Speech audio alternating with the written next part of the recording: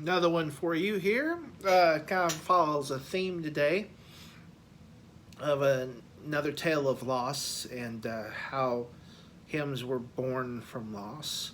This one right here is from Tommy Dorsey. This is copyright, but no copyright intended. This is to share and let people know that this hymn does exist. It's very famous, but and I think a lot of some churches need to get back to it. It's "Precious Lord, Take My Hand." It is written by Tommy Dorsey and George N. Allen. And we give you the biblical verse that it's inspired by. Be strong and of good courage. Do not fear nor be afraid of them. For the Lord your God, He is the one who goes with you. He will not leave you nor forsake you. Very powerful. This is Deuteronomy 31, verse 6. Some people think that this great old gospel song was written by a bit famous big band leader Tommy Dorsey. It wasn't.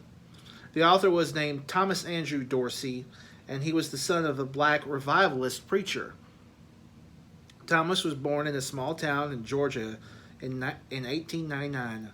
When he was about 11, the Dorseys moved to Atlanta, where Thomas was quickly enamored with the blues and began playing piano at a vaudeville theater.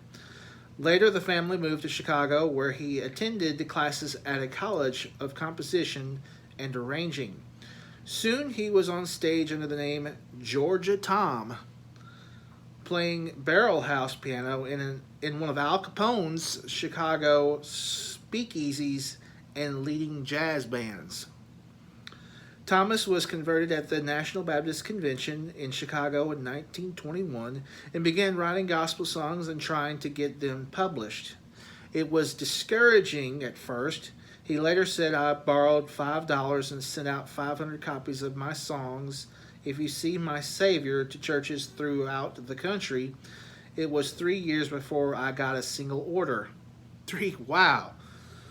I felt like going back to the blues.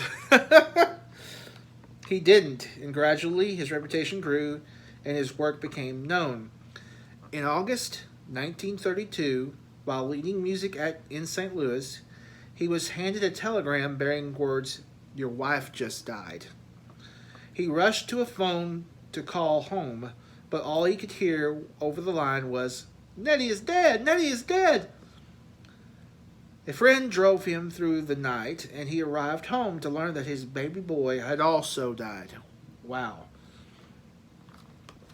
I began to feel that God had done me an injustice.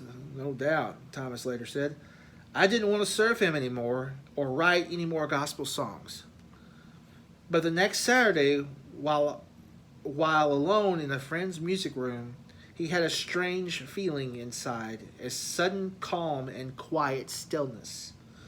As my fingers began to manipulate over the keys, words began to fall in place on the melody like drops of water falling on the crevice of the rock.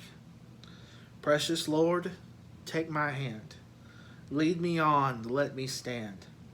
I am tired, I am weak, I am worn. Today, Thomas A. Dorsey is remembered as the father of gospel music and the author of hundreds of gospel songs, including the equally famous Peace in the Valley. And I'm going to be singing Precious Lord, Take My Hand. Let me get things set up here. I'm going to sing it from here. I wish I had better lighting, but I don't. TV lighting. Let's see. Bear with me.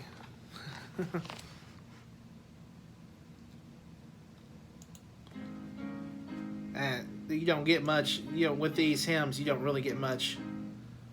You really don't get much of leeway.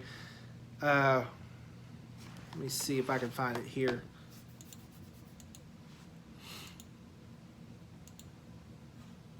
All right, let's go. Don't waste too much time. You'd be changing the channel. Oh, good night. That's too much. Okay.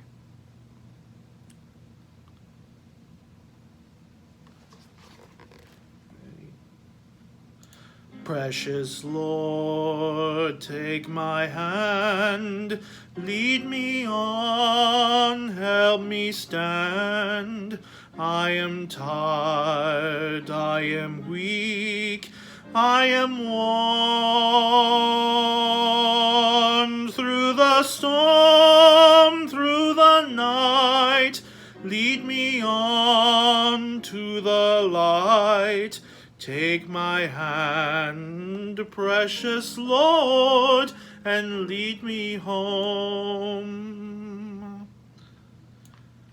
When my way grows drear, precious Lord, linger near. When my life is almost gone, hear my cry, hear my call, hold my hand lest I fall. Take my hand, precious Lord, and lead me home.